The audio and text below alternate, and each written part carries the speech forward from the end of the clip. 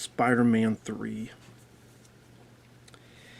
First off, thanks once again to Bronson for your patience, your kindness. I really appreciate it. He sent me 3 requests for the 3 Sam Raimi Spider-Man films. And if anyone wants to request any other type of videos, random thoughts, streams, commentaries, video game playthrough for an hour, full playthrough, movie review, re-review, reaction, random topic, whatever the case may be, feel free to send it either directly to my PayPal. I do have a CashApp as well. Links are down below in the info box, and I will get to it as soon as I possibly can. Spider-Man 3, Spider-Man 3, Swallow Man 3. It should swallow more than spits. I hate this fucking film. Listen, I know there are people that liked the film. They liked the film back then. Or the film has grown in reputation. The whole meme with the Tobey Maguire stuff. Dirt in your eye. Whatever the case. People enjoy it. They laugh at it. Whatever the case. Listen, you can like it however you want. It's to each their own. We agree to disagree. But I fucking hate this movie. I hated this movie back in 2007. I fucking hate this movie now. I do. I hate this movie. I hate the pacing of it. I can see all the issues and problems behind the scenes on the fucking screen. Because Sam Raimi wanted this, but the studio wanted this. So the studio forced Sam Raimi to include this, but you tell he didn't want to do it. That's why they're in it so half-assed. And the script is all fucked up because of that. And they were close to doing Spider-Man 4. They were not too far away from making it, but Sam Raimi kind of felt and knew that the same thing was going to happen. The studio wanted this, but Sam wanted this. The script would not dot the I's, cross the T's. And the studio's like, listen, either you do this or we'll reboot it. I don't know why I stuttered there. Woo, woo, woo, woo, woo. And Sam Raimi goes, fuck you, then I'm gone. And then they rebooted it. But yeah, and this did make a lot of money. It was, I think, the highest grossing of the 3. It might have made more money than the Amazing Spider-Man films. I don't know. I mean, I think No Way Home has taken that, but this made a lot of money.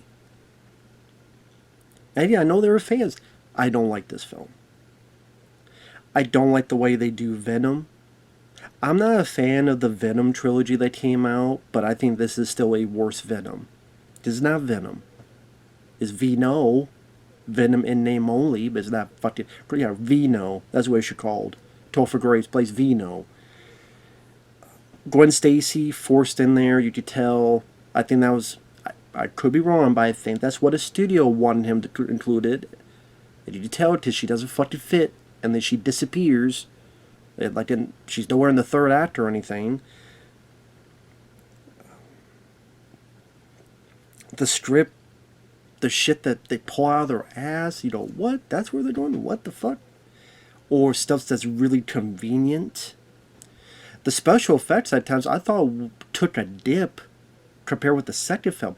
There were scenes in the second film, like the fight on the train, other scenes with Doc Ock, I think look better effects-wise than they do in this movie, and this movie was 3 years later.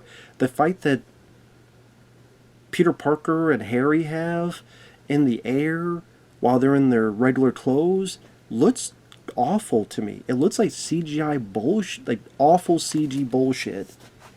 Because a lot of it was CG, but the CG looks worse than it did in part 2.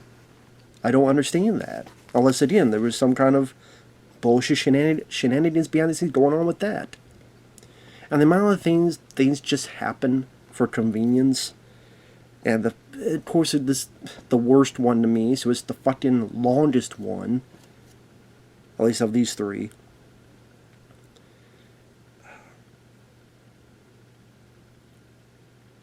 Peter Parker and Mary Jane are together. In the last film, Mary Jane says, I know the risk, we'll make it work. But then she's such a fucking bitch throughout this entire fucking film. I swear any second now she's going to go, tell me you love me. Tell me you love me. How about you tell you suck my dick? Like, she gets a bad review, and then to be or not to be Maguire is trying to talk to her going, hey, you know what? Sometimes this happens. When I'm Spider-Man, I get credits, and she's like, it's not about you. Why don't I make it about you? It's about me.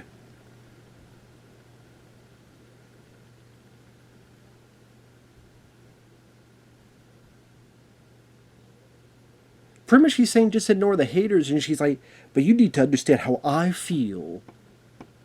How about I understand your right to shut the fuck up? Maybe you sucked. Maybe you were shit. Like, this guy's trying to help and say, hey, I mean, this guy fights criminals and could fucking die any minute. You did a bad review, but somehow he's like, you need to understand my feelings. Hey, I got shot at today. Which of us had it fucking worse? You got superpowers. Well, you got a super mouth. God, so many times I just hate... This right here really signified my hatred for the Mary Jane character of this portrayal. Just I remember in the comics that she was like sexy and sultry and cool. There was even a comic, I forget which one, where Peter Parker's depressed and she's like, you know what? Let's take some photos for the private collection. And like got him dressed and modeled and got naked for his man. And took photos and shit. That's the Mary Jane. Hey, Tiger, you hit the jackpot. This lady? Hell no. There's not one goddamn moment that you think of this Mary Jane as that. So to me, I mean, the MJ and the new ones isn't good either. Zendaya. In fact, I got her so out of my mind, I did a fucking video reacting to AI posters. I did not even realize she was one of the AI posters. I'm like, who the fuck is that? And someone go in the comment went, that's Zendaya. Zendaya. I'm like, no wonder I didn't fucking recognize her, because I don't want to remember her. Fuck Zendaya. And Kirsten Dunst, I'm not a big fan of her version of this character either. She was fine in films like Jumanji in terms of the actors around her, and she did a fine job acting-wise. This signified why I hated that character. At least this version of that character.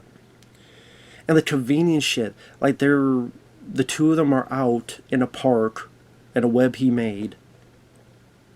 They get on a little bike, and something just shoots down from the sky randomly, and then just attaches to their bike randomly.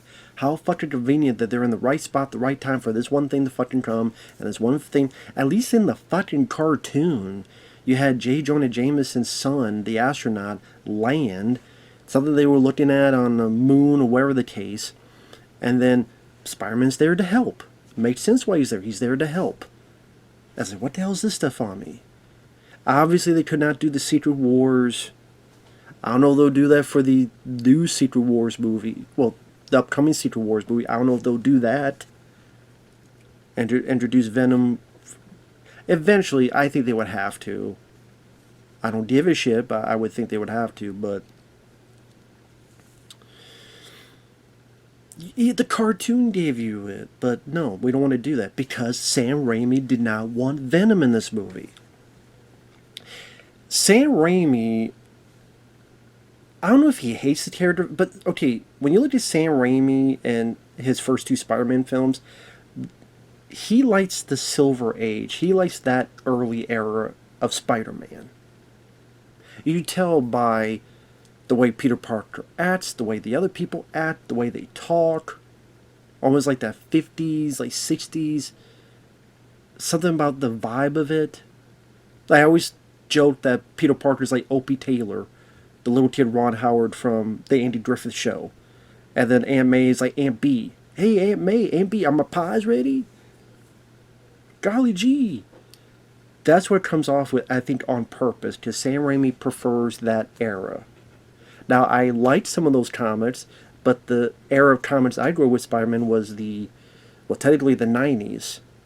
But I like some of the 80s stuff, too. I like a lot of the eras before, but it is different ages, different time periods, different versions, different tastes. Venom was not a part of that. Venom was not part of that era. So I think Sam Raimi didn't like that. He didn't want to incorporate. He didn't feel comfortable. That's why he wanted the villains of early days. Green Goblin, Doc Ock, Sandman. He wanted the Vulture. Which I think is what he wanted to do in Spider-Man 4, is the Vulture. That's what he preferred. So Venom, he wasn't into that. For all I know, he didn't read the comics with Venom. He might have read those comics back in the day. He might have stopped when Venom and them were introduced. That might have been when Sam Raimi stopped reading the comics. Because that was probably around the time he was doing The Evil Dead and all this other stuff and doing movies, and he wasn't reading comics anymore. He read the stuff when he was a kid, not that current 80s, 90s. I don't even know when Secret Wars came out. I can't remember the date, but yeah, the he didn't want Venom in it. You could tell. That's why he's half-assed out there, and then yep, he just lands because he happens to be at this right spot and hit.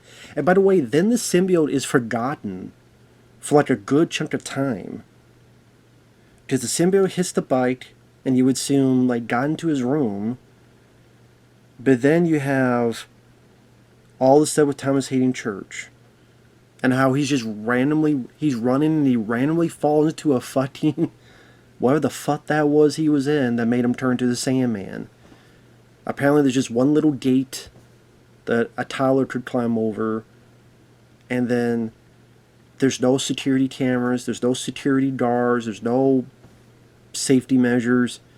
It's probably some bird, whatever, just go ahead and do it. I'm like, what? Really? And he just randomly falls that fucking thing and turns to the Sandman.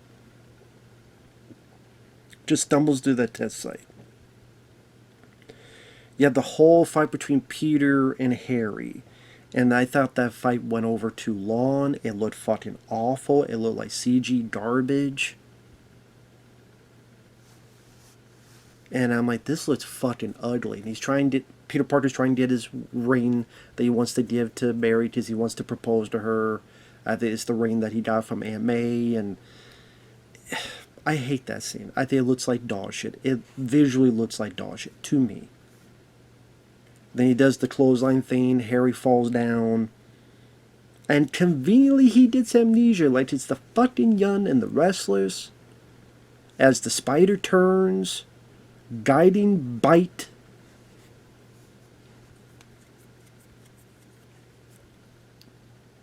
The Yun and the Doc Oculus. It felt like a fucking soap opera. A goddamn daytime soap opera. Where, oh, now he's got amnesia. Oh, you have great friends. The best friends. The best. Conveniently, he has amnesia until eventually he doesn't have amnesia anymore.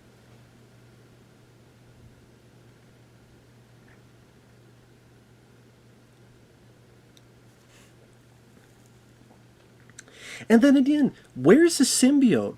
When Peter Parker and Mary Jane are talking, and she's complaining about her damn bad review, and he's trying to help, and she's being a bitch about it, because apparently you're not allowed to help someone. And then there's this crane, this random crane that for some reason going apeshit. I don't even know how the hell that happened. Why is the crane going apeshit? And he saves Gwen Stacy.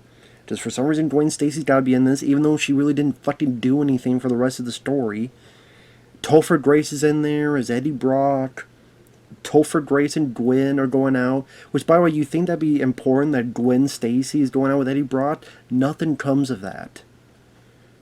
One of the last times we see Gwen Stacy is for some fucking reason, Spider-Man has the dumbass idea to do the same fucking upside down kiss to her in public when he fucking knows more than likely the TV or stuff Mary Jane's going to see this.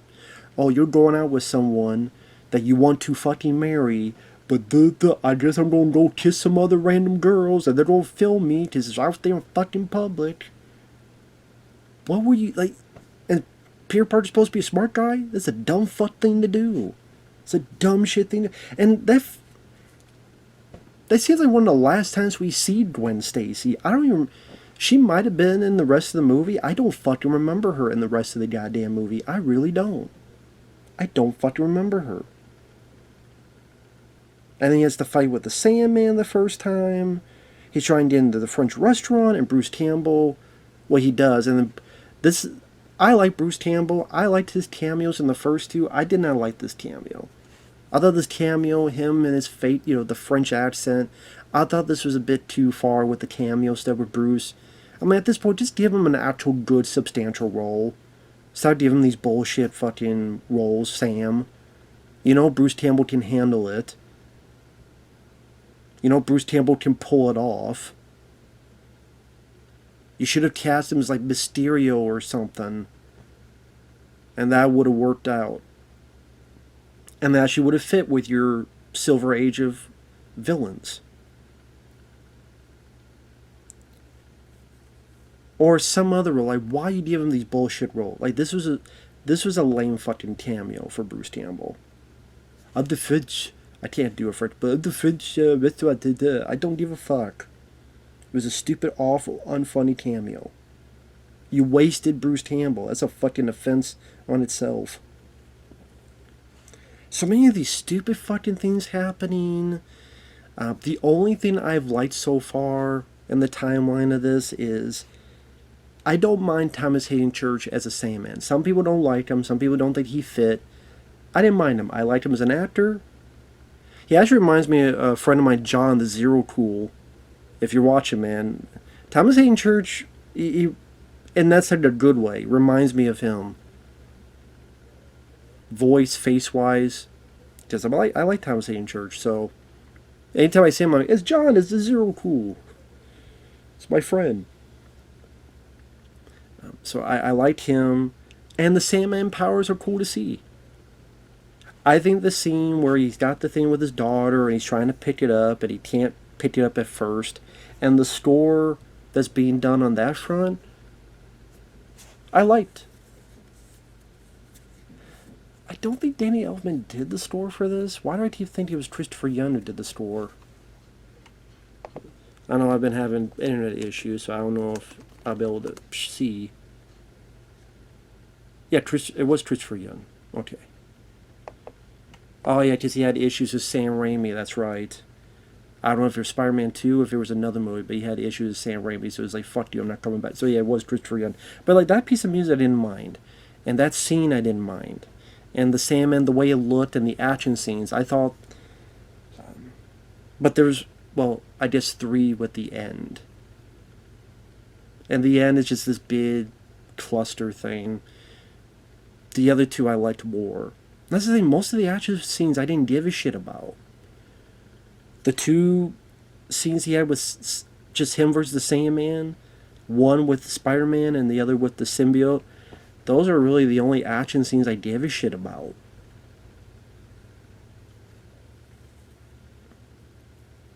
And then, like, this changing of the script, like, of the plot, the story. Like, oh, now the Sandman killed Uncle Ben? Wasn't that the whole goddamn point? Is that the guy who killed Uncle Ben and shot the gun, not, let's go, tapped on the back and Sandman accidentally shot it. No. Shot the guy. That gives more of this powerful prominence to why Peter Parker is Spider-Man. Because the guy he let get away held the gun and went BAM on Uncle Ben. That gives the power of, with great power comes great responsibility. Not, well, there's this other guy and he wasn't going to do it, but this guy's, let's get out of here, and taps him on the back and pff, whoops. I mean, why? Why? What? I mean, okay, here's the why. The why is they want to give Peter Parker something to be mad about. What's the maddest he could get? Either Mary Jane is hurt, in a coma, or dead. Aunt May in a coma or dead. Maybe do with Harry, I don't know. Or, oh, here's the guy who actually killed Uncle Ben. So that when the symbiote happens, and then he consumed with rage, and then go on with that. But even then, like, all this time, the symbiote, I guess, is just sitting there with a thumb up his ass, I don't know, watching cartoons, eating potato chips. He took a long-ass fucking time to finally come out from the bite to there, and then take over Peter Parker. How many fucking days did it take? Slow as fuck. And then even with the suit, I hate that it's just the Spider-Man suit, but just black. Because when you looked at what I think of the Spider-Man suit, I think of like it's very, it looks like oil. Like the way it's smooth. Like it's smooth, and the white has a bit of a different logo. And you don't have the web lines. Like the Spider-Man, you know, it's fine with the costume. It's, I don't know, I keep saying lines, like a web. That should have been much more of just this total black. I still think they, live action, they have never done a good version of that. I mean, to be honest, they've barely tried. I think if you do it right, they could look really cool, and they haven't. And there was opportunity. I'm like, oh, okay, well, it's just the costume, just black, okay. Bit lazy. He fights Sandman again. You think Sandman's dead, but of course he's not.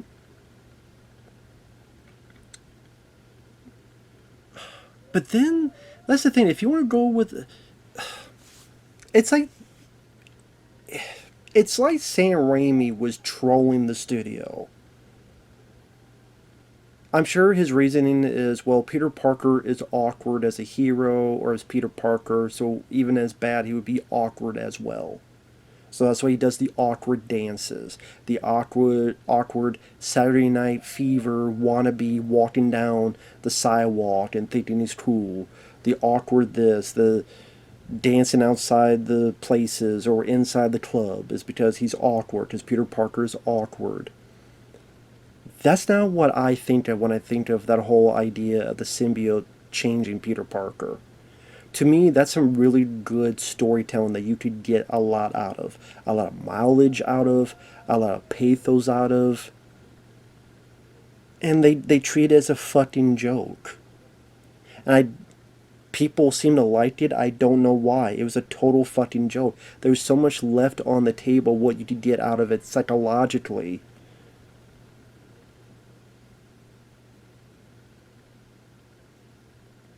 I mean, the cartoon handled it better. The bit where he's in the dream state and Spider-Man and Venom are pulling him, and the guy that makes him finally get back to the good side is Uncle Ben.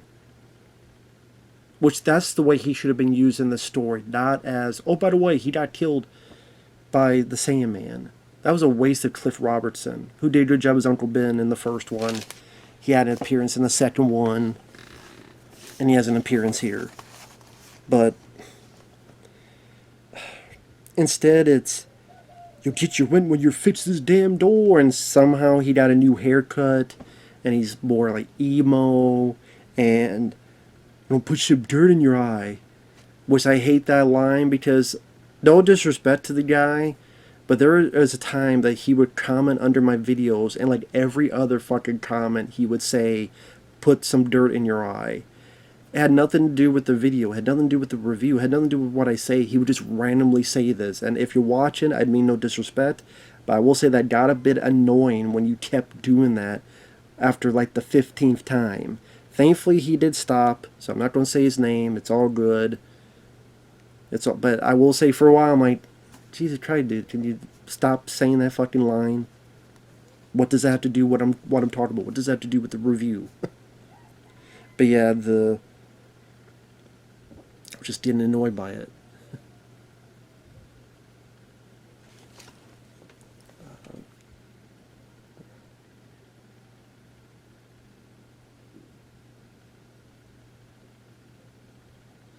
Okay, so I have to respond. This is the way of the real world. So, sorry about that. But maybe that was for the best, so I could calm down a bit and take a step back. Just calm down for a bit.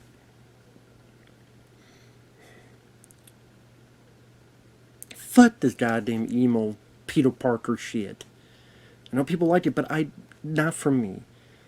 Here you doing a little cry, little Gobby Jr., doing a little cry. And I don't buy Tobey Maguire as that.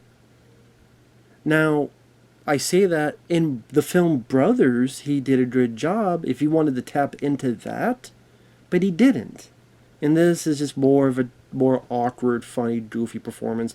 I'm sure as intended and directed by Sam Raimi to portray that type of version of Peter Parker. But it's just like him dancing and doing this, and I just find that stuff so... I remember first watching going, because this was a cool story in the comic. It was a cool story in the... not just the 90s cartoon, but the Spectacular Spider-Man cartoon, even the fucking video games.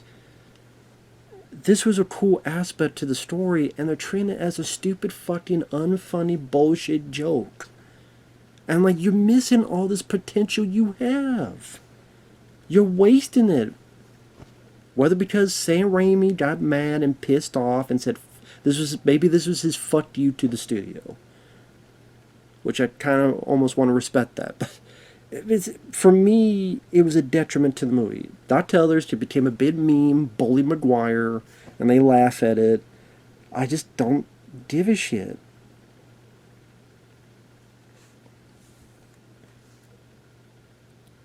So, Brock, not Lesnar, but Brock, Eddie Brock, Topher Grace, horrible miscasting on that. Like, really? Topher Grace is Eddie Brock? He fakes a picture, he gets found out, he gets fired, and he's like, please don't do that, please don't do that, I'll never work in this town again. I'm like, why are we supposed to have sympathy for you? I don't know if maybe the movie's not expecting us to have sympathy for him. I would hope not, but it's like, dude, you did something fake in a... okay, maybe not illegal, but you did something stupid and fucked up, and this is your own choice. You were a dickhead. You lied. You faked a picture. You did what you're not supposed to. And you got fired for it. Welcome to the real world. And then he goes to the church, he prays to God, please kill Peter Parker. Okay, I'm sure God's like, I'll get right on that, dude. And then in the random stuff, like, Peter Parker just happens to... He goes through some stuff, he does the stupid fucking dance, he in a rage, pushes Mary Jane, which... I don't know, should have been much more scary, intense, oh shit moment. It was more like, whatever. She did, the bitch deserved it. I mean, but I don't think it was that much of a big, important moment for him to wake up. It was like, it was a moment, but to me, it should have been much more impactful, much more of a, oh shit reaction for the audience of like, oh, okay, yeah, that's something you're not supposed to do. And he just happens to be by a fucking church bell. He didn't go there because he knew from the get-go, oh, this is going to get the thing off of me. At least, I don't think he... because I know he was with Dr. Connors, which is funny, he's in all three of these films, but they never made him the Lizard. And all he does is explain what a symbiote is. That's all. So he doesn't know that the bell ringing, the vibrations will take the thing off. He's just conveniently there, conveniently by the bell, and then it takes it off of him. Convenience.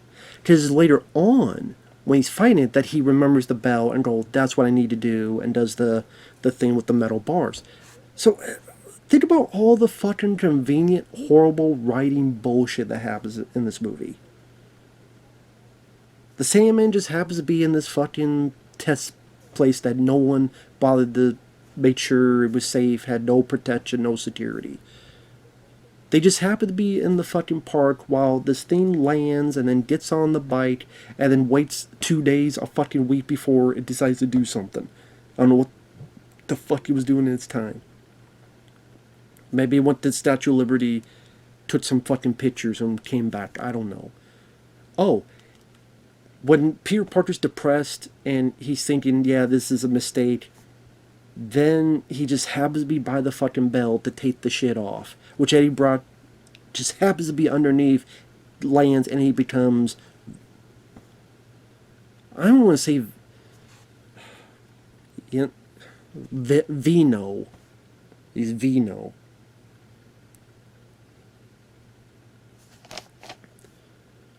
Or, oh, now he just happens to have amnesia. Oh, now he doesn't have amnesia. And there's a point he tried to kill Peter Parker when Peter Parker had the symbiote. So, throwing the fucking bomb that might have killed your friend, that doesn't wake you up. But pushing Mary Jane wakes you up. Me throwing a bomb and then, that doesn't make you go, yeah, maybe I shouldn't be doing this. But pushing Mary Jane, I know, it's like, well, the guy's trying to kill him. But you can tell that Peter Parker is still loves Harry Osborn. Cares for him. So the fact that not even an ounce of it was there, but was there, anyway. Or, just happens the fucking butler finally decides to say something. Well, actually, and the actor didn't do that good of a job. I'm sorry, the guy who played the butler, the day, I was friends with your father, and the day he was in here, and I checked his wounds, and they looked like wounds that got from his glider, and he ended... I mean, well, what if Spider-Man impaled him with the fucking glider? What if Spider-Man took the glider and impaled him with it? Him having those wounds doesn't automatically mean he ended his own life. Spider-Man would be like, fuck you. Could have done that, too. You don't know that, Butler. I guess he saw the script from the first film and knows that. But, and you tell him now? Why the fuck didn't you tell him earlier? I mean, that was back in the end of the first movie. All those years from the second movie and then to the third movie, you don't fucking say anything? All those years, that means it had to be years. Years you didn't say anything. But now you do. When now he's got a star on his face. You're fucking fired. I'd be like, Butler, you're fucking fired. Get your shit and go. Fuck yourself. So the stupid fucking butler. I was like, well, we gotta have him get this information. Harry has to know to help Spider-Man at the end. How? The butler did it. Or the butler tells him. Don't think about it.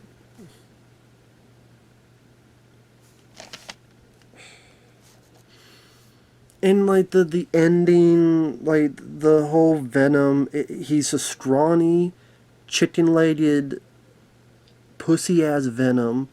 It doesn't say we are Venom. He says I. No, we are Venom. Venom is scrawny. Hell, I'm fucking bigger than Venom in this. Vino. Half the time, Topher takes the fucking thing off. And then even when he has it on, he's a scrawny fuck.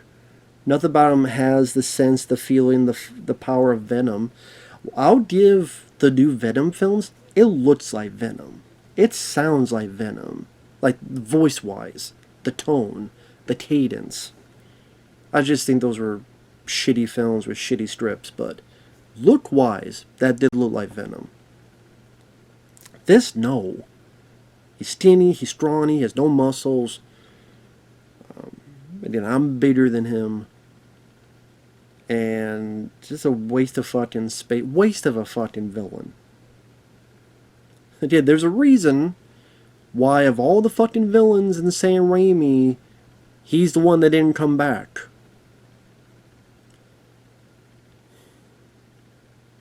Unless it's one of those things that Sony's... Well, no. No, it wouldn't be that. Yeah. Again, think about it. They brought all the other villains except fucking that guy. Go figure. I wonder why. Because no one wanted his ass back. Everyone knew it sucked. Sam Raimi didn't like it. Didn't want Venom in it. I mean, Sam Raimi had nothing to do with No Way Home, but still. So he looks like shit, he sounds like shit, Topher Grace is a horrible miscasting, he's scrawny as shit, Sandman just becomes this big giant creature thing, Spider-Man gets his ass kicked. The extras in these Sam Raimi Spider-Man films is like the reporter, she's doing an awful job, hamming it up, and before that, before you even get to the finale, this is one go Spidey, go! I'm like, who the fuck are you? And like the reporters are just being very over the dramatic, just very ham-fisted. Then Harry Osborn comes in and helps Spider-Man, and it becomes a tag team, back again. And I like James Franco as an actor. Cool that he got to do something in these movies. But then... OT, he got his face burnt up. I still don't really get why he's a good guy again. Because wouldn't he still be under the effects of whatever the hell he took, so he'd have a bit of that insanity like his father had? But I guess what the amnesia... And I don't fucking know, man. I don't fucking know. Just because. So the tag team... James Franco takes the hit for Tobey. Tobey gets rid of the symbiote. Topher Grace is a dumbass. Tries to go in after it. Peter Parker tries to warn him. Symbiote and Topher Grace get killed. Explode. Sandman just stops trying to kill them. He was trying to kill him this whole goddamn fight, and now he's like, yeah, I'm not going to do it anymore. I don't know why. Because his buddy's gone? Why does he just stop fighting? I don't understand why he just stops. You're ready to kill Spider-Man. You really do all this shit. Now you just stop. I'll just stop. Just fuck it. I'll just stop. I'll just stop. Why? I don't know why he just stopped. He's willing to murder. If there was a shot where Sandman saw something and it reminded him of his daughter, like Mary Jane. Maybe he saw Mary Jane and it's like, you remind me of my daughter. Maybe my daughter could grow up to be like you. Something like that. Or somehow it was found out who this guy was and the daughter's like, please, Daddy, no. Spider-Man's a good guy. Please don't, Daddy, no. And then something that would make him stop. There's no reason for him to stop. And then, to be or not to be, Maguire forgives him after Sandman tells him what happened, what really happened. And he talks about his daughter. And then he just lets him go. The guy committed crimes. He robbed people. Some of the stuff probably got some people killed. So he gets to go free. He's free. Why? He still committed crimes. I'm sorry about his daughter, but he still committed crimes. He still tried to murder you. This whole event, working with Venom, still got Harry Osborn killed. How many other people got hurt or killed or whatever during all this shit? But he just let him go. Gets away. To drift away in the wind. Because I don't think he's assumed he died. At least I didn't get that assumption. I got the assumption he just drifted away to go the fuck somewhere else. But I never got the idea he died. If that was what was supposed to happen, then I don't think they did a good job conveying that. In my eyes.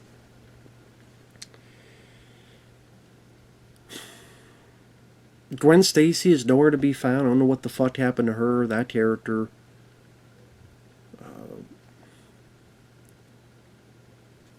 And then the way it ends is kind of random. Like they're somewhere and then they're dancing, then the movie just ends. Like the ending of the first film, it's Peter Parker walking away and then Spider-Man swinging. Second film, Spider-Man swinging and Mary Jane's watching and you're going, okay, maybe this will work out, maybe it won't work out. Here it's just they're dancing and then it just fades and I'm like, okay, I guess it's over now. So I hate this fucking film. I hate this movie. It's overlong. It's boring. I think most of the action scenes sucked, except maybe one or two bits of the Sandman bits. The rest of the action I think sucks. Venom was done fucking horribly.